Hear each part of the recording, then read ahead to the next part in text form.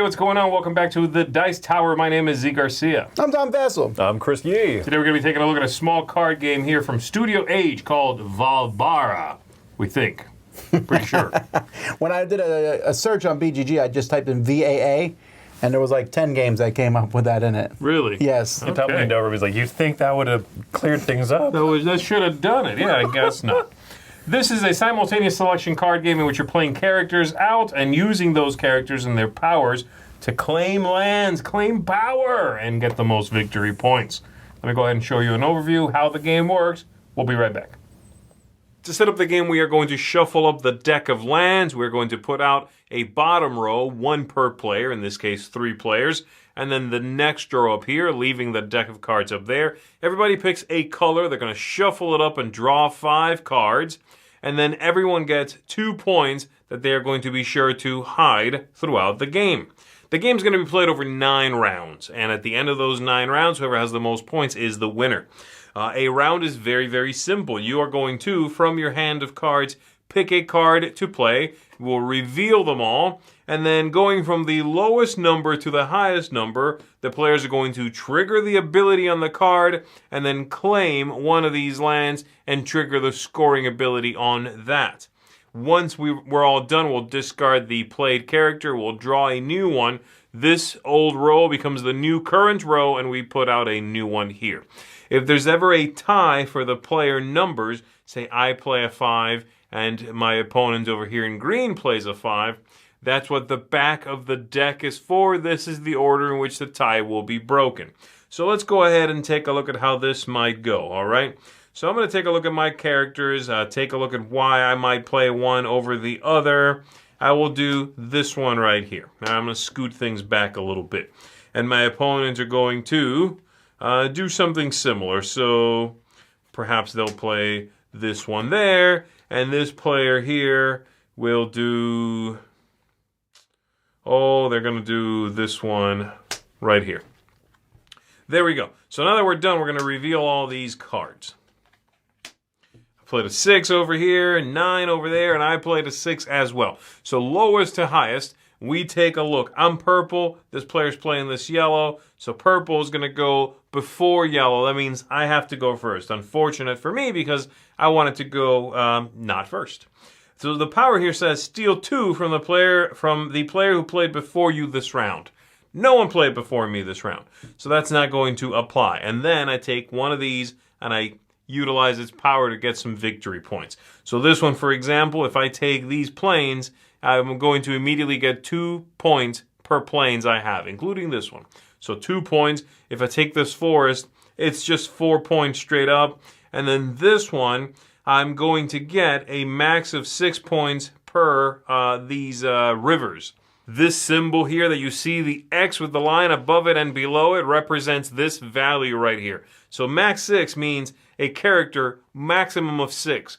And it'll be my character played, assuming it's a max of 6 at best. If I played a 10, it's still just a max of 6, multiplied times the number of rivers that I have, including this one. So me as the start player, I'm going to go ahead and select that one. I get 6 points during this round per river. I only have this one. So I'm taking this one. I'm going to grab 1, 5, and 1, 1 there and get my 6 points. And I'm done, okay? Then this player is going to go next. This player says, same thing as mine did, steal 2 from the player who played before you. Great, so they're stealing 2 of my points. 1, 2, they're taking that. And then they'll get one of these. They're going to take the forest here, and they get 4 points. So they'll take a 5, put back a 1 there.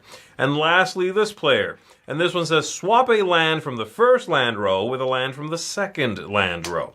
Well, there's not a lot of options here. These are all 3 the same. This one says 1 point per red type card that you and your neighbors have. That's what that symbol means.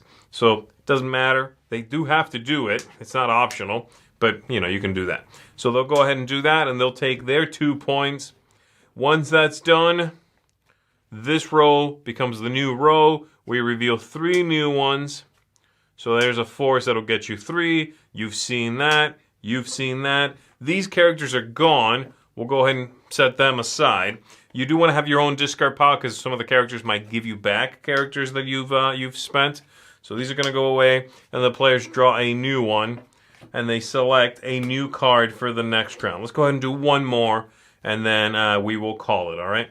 So taking a look here, let's take a look at some of the characters. I have this one here, the Carpenter. He's 5, the 5th one in order. It says gain 3 per forest in your realm. Pretty good.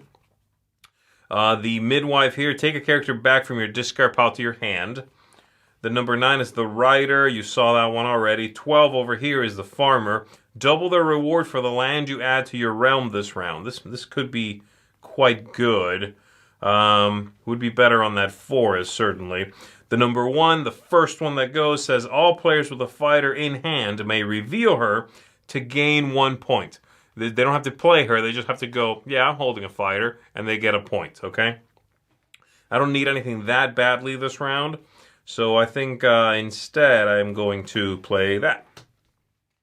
Okay, my choice made. We'll take a look at what this character would have done. The 11, the Pioneer, says swap a land from your realm with the bottom card from the land deck. Gain the reward for this land. That's pretty good. The number 2, the Bard, goes very early. It says another player of your choice gains 2 points. The Hunter here, the number 3. If you play before your neighbors this round, you gain 3. That would be a good one. I feel like there wouldn't be that much desperation for what's out there, so they'll probably play that. Then we've got the Tracker here, the number 7. Swap a line from the first or second land row with the top card from the deck. And then the Crafter here at 10. If you play after your neighbors this round, you gain 5. So you're gambling that this is going to be late enough. They would maybe do that one. And then over here, we're taking a look at the new card, which was also a Crafter. This player might play their Falconer this time, that number 6. And then we reveal them, and we'll, like I said, we'll do one more round, and then we'll be done. Okay, so no tie. We don't have to worry about this. The 3's going to go first. If you play before your neighbors this round, gain 3. They're going to do that. They'll take a 5 and put back a couple 1s here. There we go. And then they'll claim. So they are going to claim this one. You can do that kind of thing there, and then it's 2 per, so just 2. 2 points. Boop, boop. 2 points for them. Next up to play would be this one here. Steal 2 points from a player who played before you this round. Well, guess what? I want those 2 points. And then they'll claim, and they are going to take this one, which is now their second of that kind. So they're taking 4. They'll take a 5, put back a 1. There we go. And lastly, myself, the Rider here, swap one from the first row with one from the second. Again, something I have to do, but that's convenient for me because I can do this and get my 3 victory points. I will do 1, 2, and 3. There we go. Having done that, these cards are discarded just like we did. We draw, we scoot these, we take a look at some new ones, see if we see anything we haven't seen. Well, those are all the same. I think you've seen all the different kinds by now. Well, that one there. 2 points for every different type that you've got in front of you. You haven't seen that one yet. This one, the mountains, is you get 10 points if it's your second mountain. You get 20 if it's your 4th mountain. Again, you only get 9 rounds in the whole game, so it's going to be tricky to trigger some of those very, very high-scoring cards. But there you go. Once the game is over, you do get a bonus for having a lot of different land types.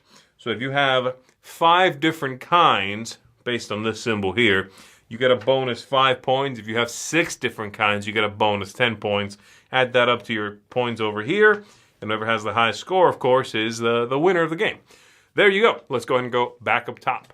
All right, guys, there we go. This is a very small, unassuming looking game, but it has gorgeous artwork. And I have to say the look is the first thing that caught my eye. All the characters for everybody are the same. They have the same artwork. So my 8 is the same as your 8, which makes sense. That's a standard practice. But man, it looks good. And I love a little card game that has good artwork. Already for me, I'm like, I'm more interested. You know what I mean? Right. It gives me that little extra something. But I'm not actually, usually anyway, a big fan of simultaneous selection card games. I tend to find them, I don't know, path of least resistance kind of designs.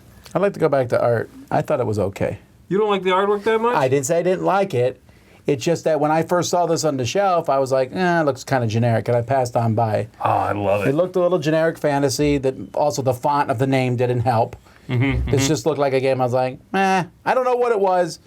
I like the lands. I mean, on the table, the game looks fine, and the little card that tells you what all the abilities do should be in every game ever. Agreed. Yeah. But Right, well, and one other production note we talked about this is that not only do you have the aid of what all the cards are, Yeah. but also in text, in print, it explains every card on the cards. Yes. You know, that's more work for a publisher. So I want to Right. call that out when I have a hand of cards, I can just go, this one, got it.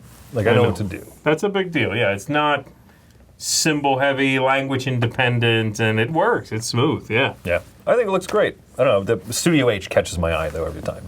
A lot of the French companies, I think, a lot of the time have good artwork. I mean, I don't know what it is. They work with insanely good artists. Yeah, this jumped out at me. It did. Like I said, the simultaneous selection kind of game is not something I'm normally attracted to. But this one's goes out of its way to make it very smooth, I think. Having the backs of the cards be the tiebreaker, that's a clever idea. And it changes as you're going through the deck, of course. So it's just a smooth, clean way to do that.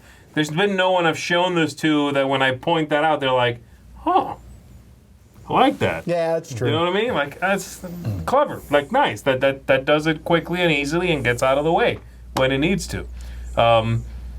Yeah, I like the powers on the cards, too. I think there's two things to kind of talk about. The lands, are they fun to get? Is the set collection and all that stuff neat? And then the characters, right? Like, are those powers interesting? Do they feel fun to sort of pick one? When do you go low? When do you go high? The really, really low ones, you're actually helping other people at the table because you're going to go very early. The really high ones, you get the leavings, but of course the crazy stuff like score your card double, insane stuff like that. I like the spread. I think they're fun powers. And if you don't like one, you don't have to play it. That's true. You're only playing 9 out of the 12. Yeah. That's a good point. Like, for example, I played it. I don't like the number 2. That's the one I don't like, where you just pick someone else to give 2 points to. I always find that to be a little meh, because I'm picking someone and I'm hoping I'm not giving that person the game, Sure. Right. You're trying to pick someone who has the fewest points. That's the only one. The other one, the one is such a clever idea. It's like, if you play the one, you are definitely going first. Well, tiebreakers exclude it. But everyone else who's not played their one gets one. So everyone's sitting there holding on to their one. And I'm like, you know what? Who cares? I want to win this one. Yes, That's it. right. I mean, the most points you're going to get from it by holding it is, well, in a 5-player game, 4. It's not even that big of a deal. No, it's but not, psychologically, you don't want to do it. Oh, it feels so nice though when someone slams it down and you're like, boop. Yes, give me that coin. Give me that one coin. Yeah, That's the yeah. most satisfying one coin you'll get at any game, right? All the manipulation of like, take a card from the line that's not available now, but take it now. It's like, yes, put this in the front. That's the one I'm taking. Because not only are you setting yourself up this round, but you're putting a card from this round into next. Right. And then you'll play your one out next round or something. You know what I mean? Like, there's so many little clever moments where you say, oh, okay, I wish I could get both of these cards. I have a way to do that. Yeah, I think it comes down to this game's going to be compared to games like you mentioned, Citadels when you first showed it, or Libertalia and stuff. Libertalia, yeah. But this game, most of the interaction is accidental interaction, necessarily. Like, for example, I might play a card that says switch one with the bottom. I'm doing that to help me out, not to go, oh, Chris ain't getting this card. I suppose you could do that, but a lot of complaints about games like Citadels and Libertalia, some of the cards are just mean. They slap the other player. And that's really not in this. This is all about, hey, try to make what's best for yourself. There's not any one character that's out and out mean. Yes. Right, which I appreciate. The game didn't resort to that to say, oh no, it's not interactive. No, it's you're reading the other players at the table. There's cards that affect, did you go before or after your 2 neighbors? Right. Yeah. Like, okay, they're probably going to play low this round, so I'll play like really high and I'll get a bonus 4 coins. Great. Right. Oh, that didn't happen? Darn. But that's let's it. move on. Yeah. And you get some of that with the lands as well. Speaking of the lands, like there's that field of flowers, a little red symbol. The first one taken at the table sucks. It's 1 point. It's the worst 1 coin you'll ever get in a game. That's right. He's been waiting for the whole time to say that. Probably. But then as the game goes on, throughout those 9 rounds, they start to beef up and beef up. Eventually you're getting one and being like 1, 2, 3, 4, 5, and 6 points. Double it. Double it, whatever, right? You end up getting a lot of points from those. The inverse of that is some of the other cards that begin very powerful and sort of don't change, so they by the very definition, sort of get weaker. The mountains are really interesting. The first one is worthless. The second one, 10 points. Bam. And then after that is when it gets crazy, because I've had 2 mountains plenty of times playing. It's that third and fourth mountain that gets tricky. I've had a couple of games where I have 3 mountains. That sucks. Because the third one's nothing, the fourth one's 20. Which is almost the most points you'll get over the course game. Yeah. You could get more. There's a few ways, but you'd have to, again, it's really crazy nonsense. Yeah, so that's really interesting. I like the scoring in it. It's very clean, it's very simple. We've played in very different ways, and the scores come out tight. Last time we played, you ran the fields, I guess, and it's 2 points per field.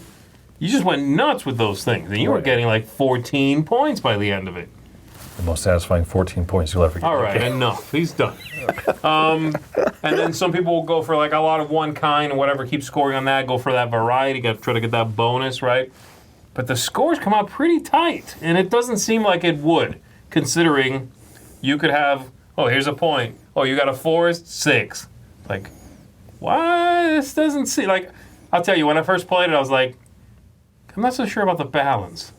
That was one of my early thoughts too. Yeah. Was this round I got 1 coin because I got a stupid red flower field thing, and someone got 6 and someone got 8. All right, let's keep going. Let's see. And by the end of the game, it really kind of smooths and levels out. So it weirdly you can have a does. bum round, but it doesn't feel like you're out. Right. Anyway, so there you go. Anything else you guys want to talk about?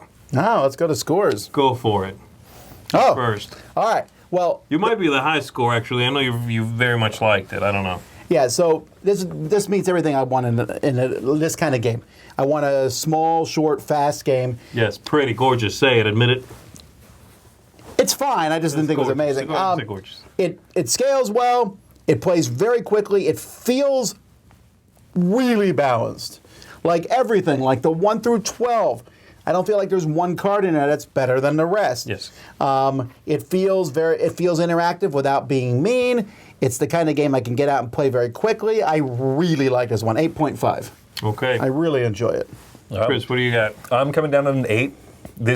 I think you said it earlier, Z. It kind of feels like everything that could have been a rough edge or something was smoothened out in the design and the development of this one. Yeah. I really enjoy just how quick it is. Shuffle up 2 decks of cards and go, right? Yeah. There's never a bum hand of 5 cards you're holding where you say, oh no, I needed the 3 this round, otherwise, like, no, you're like, I'll play this one, let's see what happens. It's very fun, it's very engaging, and the fact that it's not ever mean, even when there's a steal 2 coins from the person that went before you, that's pretty random, but it's not gonna, it never is going to feel like it breaks the game for someone. Someone's never feeling like, well, I guess I'm out then. Close scores, even with divergent strategies, I like all that. Yeah, it's an 8 for me. I agree with Tom. 8.5 for me as well. I really like it. The only thing I would say is it's got a little annoying making change. There's a lot of making change in the game. Like, give me 2 points. I'll take 2 from you. This person gets 1 for each. That's a little annoying. I thought about that, but I couldn't think of a better way to do it. So There's not. I wouldn't want There's really open not. points. Yeah. Yeah, that's it. I mean, again, I'm nitpicking here. It's fun. It's quick. It feels like a modern, traditional French card game a la Citadel's, Castle, but like a modern version of that. Get rid of some of that meanness, give the players a little more interesting choices and just interest in general. Have it end at the right time. 9 rounds is just right. You see all the cards except one, because you need a top card in the deck for tiebreakers, which I also thought was really cool. It's like, oh, look at that, clever. It's exactly right. Yeah, the whole thing is just fun. This is a fun card game. The kind you pull out for folks who haven't played and you go, let me show you a little something. This will take 20 minutes. You'll have a good time with it. That's it. There you go, folks. That is, how do you say it, Tom? Vaalbara. Which means gorgeous cards in French. Aha! Gorgeous cards, the vassal. Gorgeous vassal cards. All right, folks, that's going to do it for us. Thank you very much for watching. My name is Z Garcia. I'm Tom Vassal. I'm Chris Yee. Don't waste your 12. It's the most powerful coins you'll ever use it.